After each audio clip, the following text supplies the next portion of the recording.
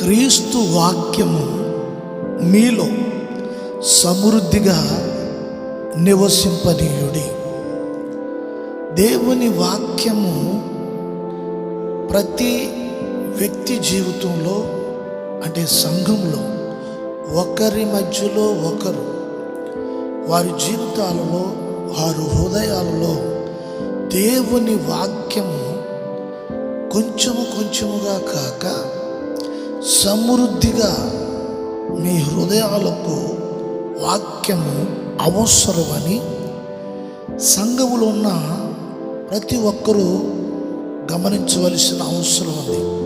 కారణం ఏంటంటే ఒకరి మధ్యలో ఒకరు ఒక ఆత్మ సంబంధమైన వాతావరణము మీ మధ్యలో కార్యము జరగాలి అంటే దేవుని సన్నిధి ఒకరి మధ్యలో లేక మీ మధ్యలో దేవుని కార్యము జరగాలి అని పౌలు దేవుని వాక్యము మీ హృదయాలలో సమృద్ధిగా నివసింపనీయుడి.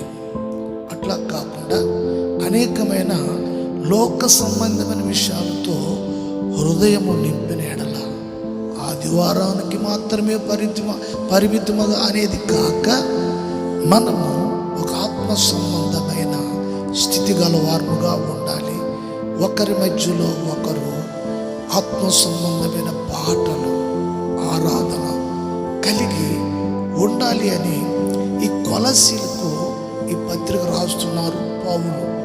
విశ్వాసులు ఖచ్చితంగా ఈ విషయాల మీద మనస్సు పెట్టాలి. దేవుడు సహాయం చేయాలి.